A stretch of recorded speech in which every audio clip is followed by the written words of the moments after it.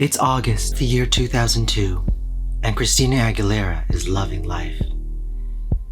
She just finished recording her sophomore album, Stripped, and for the first time, she finally has control over her music and her image. But I'm thrilled. I'm very, very excited. Along with the record coming out in October, it's hot, and it's me for the first time, so I'm really excited. Her typically platinum hair was now streaked with black and twisted into unkempt strands. Tonight, she is dressed in a microscopic denim mini, and wrapped around her torso is a matching scarf, and nothing else. Her management would never have allowed her to look like this for her first album cycle. They were always pushing her into the box of the perfect little pop princess. But that was Britney. It was never Christina. But that era was over. And this was now time for the real Christina to make her debut. And she was ready when she heard her name announced to the MTV VMA audience. Christina Aguilera. As Christina walked down the stairs, she heard them playing her just-released single, Dirty. And she could feel the energy of the crowd rise as she stomped her way to the podium in her black stiletto boots.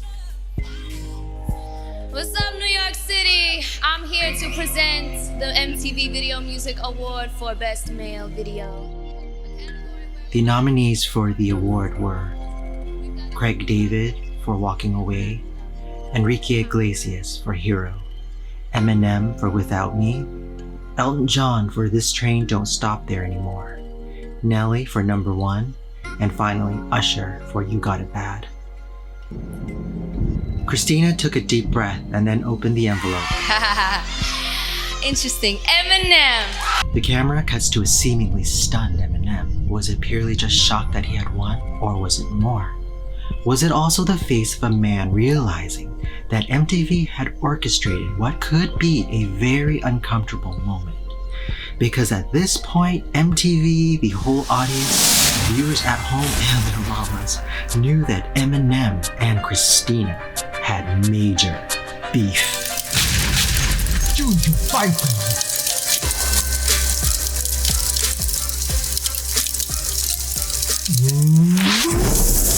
On this inaugural episode of Stale Old Beef, I, your pop historian Jaden Wynn, reached deep into the annals of the internet to resurrect some dead old beef that you may have forgotten or never knew existed between Christina Xtina Aguilera and Marshall Eminem, aka Slim Shady Mathers. And ooh, it's still juicy after all these years. To understand the full story, I will touch on 16 key dates, the first being the 2002 VMAs, where we left our fighters as they were about to share the same stage for the first time as beefing enemies. But they weren't always enemies. In fact, just 3 short years prior, at the 1999 VMAs, Christina was sending Eminem flirty shout-outs in her pre-show interview. Now, you're going to tear it up this evening? Are you really going to enjoy yourself? There's a big night to party afterward. Absolutely, absolutely. I'm looking forward to meeting Eminem, actually. You want to meet Eminem? Yeah, I want to meet Eminem. I think he's cute. Wow, this is going to be a really interesting night. And when Christina presented Eminem an award at the MTV Europe Music Awards in November of that same year, it seemed like Eminem was picking up what she was dropping.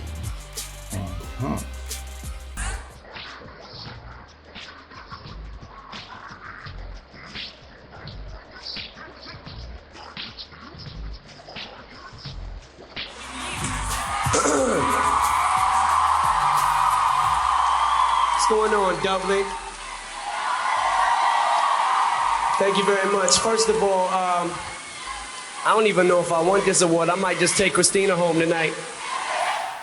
So in another multiverse, instead of Britney and Justin reigning supreme, we could have been ruled by Xtina and Slim Shady.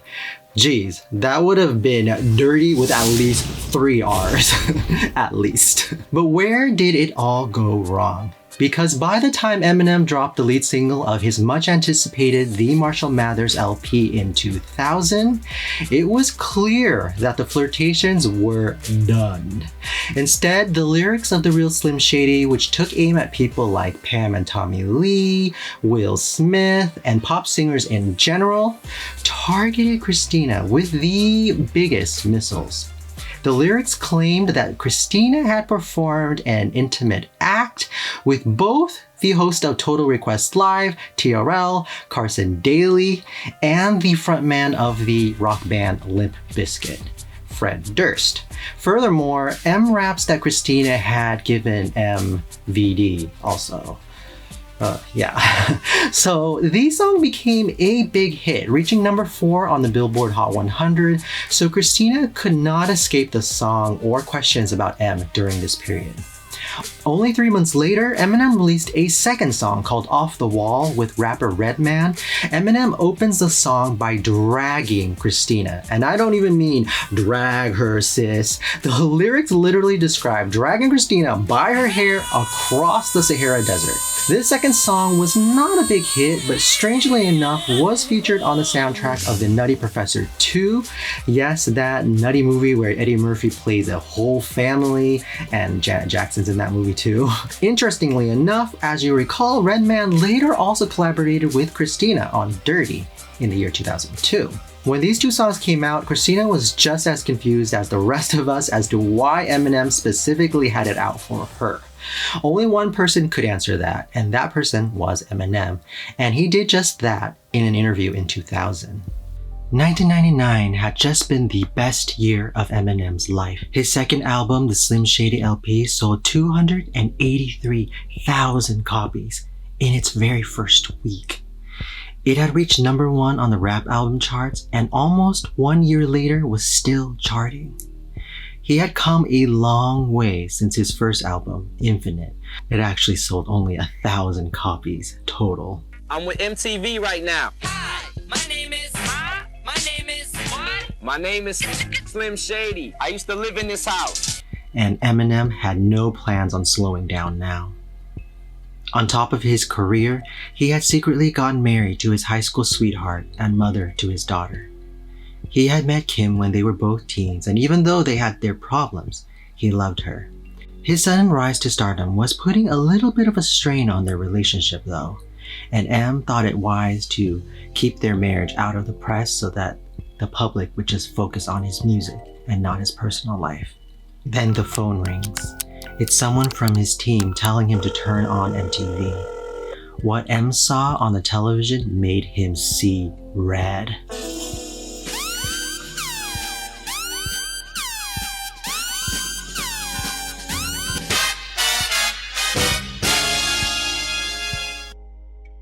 The little blonde he had playfully flirted with on occasion had picked his song on her Countdown MTV special. So I picked Eminem, My Name Is, because whenever this video came out, I think a lot of people woke up and were really taken aback by Eminem's individuality as far as his name goes, his style. He's got a cute face. Look at his face. It's so cute. Yeah, he's cute. He was flattered until she began to talk about the rumor that he was married. In addition to this, she made references to his song 97 Bonnie and Clyde. There's some stupid rumors too, actually, that are not true as far as he and I go, but whatever. He's a cool guy. I met him like once at the European MTV Video Music Awards, and I heard he's married now. Eminem? Yeah, totally. The girl that he talks about killing on his record, actually. Yeah, it's pretty graphic, like taking his girl like out, like killing her, you know what I mean? Like the mother of his child, and it's kind of like aggravating to listen to, you know what I mean? It's really, I don't know, some of his albums kind of disturbing a little. 97 Bonnie and Clyde was a song on M's album, not to be confused with 03 Bonnie and Clyde by Jay-Z and Beyonce. Those are very, very different songs. In Eminem's song, he raps about a day at the beach with his daughter Haley, who, by the way, looks like this now and is 27 years old. The part of the song that raised quite a few eyebrows was in the lyrics that indicated that Haley's mother, Kim, was in the trunk of their car and in a, let's say, less than an alive state of existence. M had written the rap during a period where he and Kim were having troubles, and now this little blonde pop star was using it against him. Well, I think there's limits. Oh, of course. Definitely. You know, if you're, he's gonna do something really He should be in stupid. any relationship just to make you happier. And if he's threatening, like, Abusive situations are not cool. that's I know. the absolute worst. I get a lot of fan mail and everything from a lot of girls that are just like in really bad situations, and it's like I've kind of been around situations like that growing up, and if anything, it's like, I'll talk about difficult times to try to get other girls. That's why I really emphasize respect, so making a guy treat you right and whatnot, because it's so important, because there's so many girls out there that are just so enslaved, to their guys sometimes, who don't have enough self-confidence and stuff, and it's so sad, because that's where it leads to like abusive situations and whenever, and that's so wrong. I mean, girls out there, you've got to pull the plug on situations like that. I mean, don't let a guy disrespect you and get yourself in a situation where you're being treated less than what you deserve. I mean, less than the best. If Christina was going to put him on blast and spew a rumor that she knew nothing about, well, he could play that game too. I was like, why did she just pick my video if she's picking it apart? I would rather have had her just say nothing about me. She heard a rumor. She didn't know if I was married or not. She just heard a rumor and then put me on blast. But I figured, well, since she did that, you know what I'm saying? All right, okay, I'm married. Okay, whatever, that's cool. But you said something about me, so I'm gonna voice some rumors that I heard about you. So with this beef in mind, when M headed into the studio to record his third studio album, he immortalized this beef for all time on the Marshall Mathers LP, which has since sold over 25 million copies worldwide, making it one of the best-selling albums of all time. Now that the reason for the beef was clear, the world wondered how Christina would respond.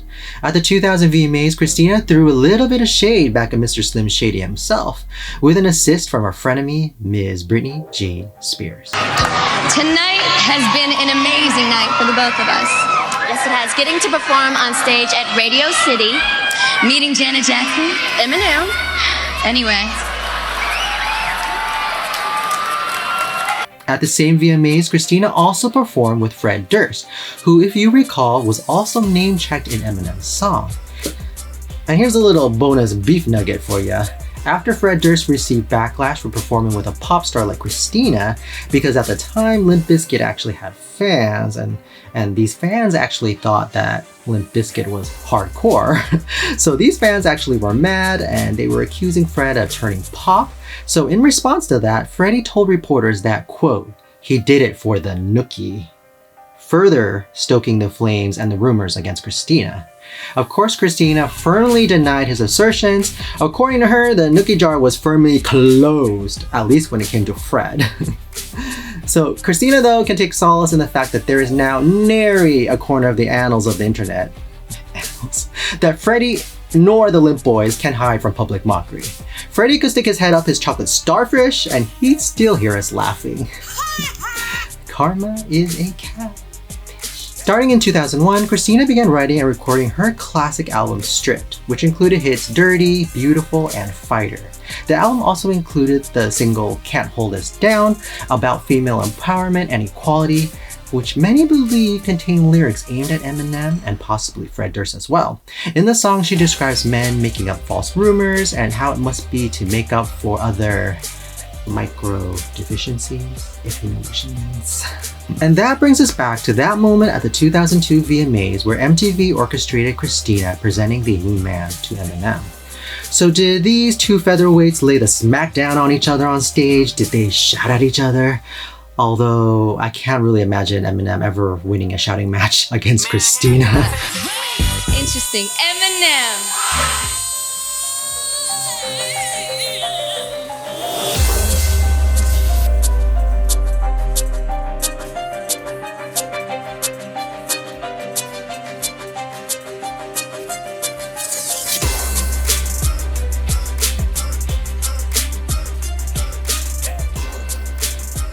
Well, much to the disappointment of MTV producers, I'm sure. Besides a frosty exchange of the Moon Man, the two kept it civil on stage, barely acknowledging each other. However, it was reported that they had a little bit of a moment, an intense little exchange backstage off camera, but that it surprisingly ended in a hug. which Christina later confirmed in an interview while doing press for Stripped. And backstage, him and I actually got to have a word with each other. And I said, look, I just want you to know that the whole reason that you had to diss me on your record is because you thought that I had dissed you on MTV, that I blasted you out or whatever, or said something negative about you, and you totally took that the wrong way because I didn't. So it was really unnecessary that you did that and blah, blah, blah, blah, blah. And he was like, look, I have no beef with you. That's in the past. Everything's cool. So it's funny that, things like that happen on camera, but really backstage, it even ended up in a hug. So, whenever that whole thing happened, it was like, okay, but it's water under the bridge and it's all entertainment. So Eminem is not that tough. Well, I didn't say, well, he... And you are a lady. First of all, you are a lady. Well, thank you. The truce was further evidenced 3 months later when Christina attended the LA premiere of Eminem's movie 8 Mile, which, if you recall, that movie was loosely based on Eminem's life and starred him as well. Great things about the movie. I hear great things about him as an actor in it. I guess his debut. And once the treaty was forged, peace was known wide and far for all, well, until 2018, because Eminem's got an Eminem. He released an 11-minute freestyle track called Kickoff, where he name-checks Jada Pinkett Smith, Reese Witherspoon, Justin Bieber, and yes, Christina Aguilera again. This is the same infamous song where he also raps about the Ariana concert tragedy. Yikes. Slim Shady, more like Slime Shady. Yeesh. Ugh. So on that note, I think Christina deserves the last word in my opinion. Here she is in 2019 gathering Mr. Shady for possibly the last time. Were you surprised last year when your name was on his lips again? Yeah, I mean that's real thirsty. I don't know what's going on. That's real in the past, and it was thirsty then, it's thirsty now, and it's not nice to go after anybody, especially a female, and in this business, and now what we're looking at and seeing and things that are coming to the forefront. It's just get a new gig, have something else to talk about. So there you have it. Comment below whose side of the beef you would sink your teeth into. I honestly can't see why anyone would side with M, but I am sure you are gonna prove me wrong, internet, like you always do. So if you enjoyed this video, please consider subscribing. It costs you nothing, but means the world to me, as I would love to be able to make videos like this full time. This is a brand new channel, so I really need your support. I plan on making videos serving all the stale old beef you can eat. So until the next meal, see ya.